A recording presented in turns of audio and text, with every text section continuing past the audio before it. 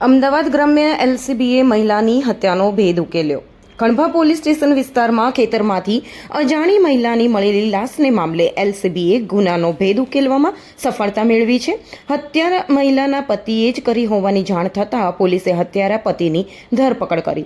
કણભા ગામની સીમમાં આવેલા ખેતરમાંથી 22 ડિસેમ્બરે એક અજાણી મહિલાની લાશ મળી આવી હતી, જે મામલે પોલીસે અકસ્માત બાદ મોતનો ગુનો દાખલ કર્યો હતો. ગ્રામ્ય એલસીબી ટીમ દ્વારા સીસીટીવી કેમેરા તેમજ વિસ્તારમાં આવતા જતા વાહનોની તપાસ કરાતા જાણવા મળ્યું હતું કે મરણ જનાર સ્ત્રી કમલાબેન રાજકુમાર દિવાકર છે. ઓઢવમાં આશીર્વાદ સિટી ફ્લેટ ખાતે તપાસ કરતા તેનો પતિ રાજકુમાર દિવાકર પર શંકા જતા પૂછપરછ કરાતા હત્યાની ઘટનાનો ભેદ ઉકેલાયો હતો. તપાસમાં સામે આવ્યું કે પત્ની કમલાને અન્ય પુરુષ સાથે આડા સંબંધ હોય, જેના કારણે પતિએ પત્નીની હત્યા કરી હતી. રાજકુમાર પત્નીને અવાવરૂ જગ્યાએ લઈ જઈને ગળું દબાવીને હત્યા કર્યા બાદ ફરાર થઈ ગયો હતો. આરોપીની કબૂલાત બાદ કણભા પોલીસે હત્યાનો ગુનો દાખલ કરી કાયદેસરની કાર્યવાહી હાથ ધરી છે. 22/12/2025 રોજ કણભા વિસ્તારમાં કણભા ગામની સીમમાં એક અજાણી સ્ત્રી આશરે 40 વર્ષ ઉંમર હશે, જેમની એક લાશ કે ડેડ બોડી મળી આવેલી હતી.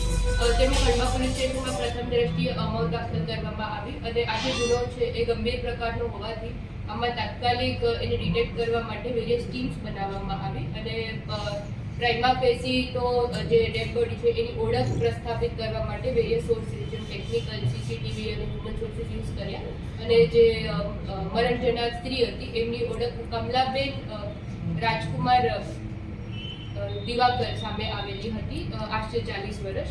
અને પછી એમાં પૂછપરછ કરવામાં આવી તો એમના હસબન્ડ જે છે રાજકુમાર દિવાકર, એમના ઉપર એક પ્રથમ દ્રષ્ટિએ શકમંદ છે એ રીતે પૂછપરછ કરવામાં આવી. ત્યારે પૂછપરછ દરમિયાન જે રાજકુમાર દિવાકર છે એમને કબૂલાત આપી છે કે એમના પત્નીનું એમને મોત નિપજાવેલું છે.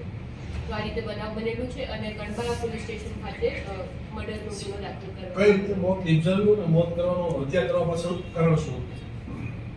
તારીખ 16/12/2025 ના રોજ જે રાજકુમાર દિવાકર છે એમને એમના પત્નીને કીધું કે એમને તબિયત નાદુરસ્ત હોવાથી હોસ્પિટલ જવું છે અને ઓઢવથી કટલા જવાના રસ્તે એમને ત્યાં એક અવાવરૂ જગ્યાએ લઈ જઈને ઝઘડો થયેલો હતો અને ગળું દબાવીને મારી નાખવામાં આવ્યું હતું.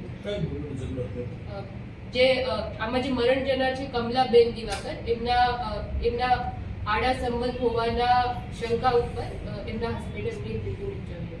આરોપીને કઈ રીતે ને ક્યાંથી પકડ્યો? આરોપીને કણભા ખાતેથી જ પકડવામાં આવ્યો છે. હત્યા કર્યા બાદ આરોપી ફરાર થયો હતો કે પોતાના ઘરે જ રહ્યો હતો અને 16 તારીખે એને મર્ડર કર્યું ને આપણને લગભગ 22 તારીખે લાશ મળી. કઈ અલગ લાશ હતી?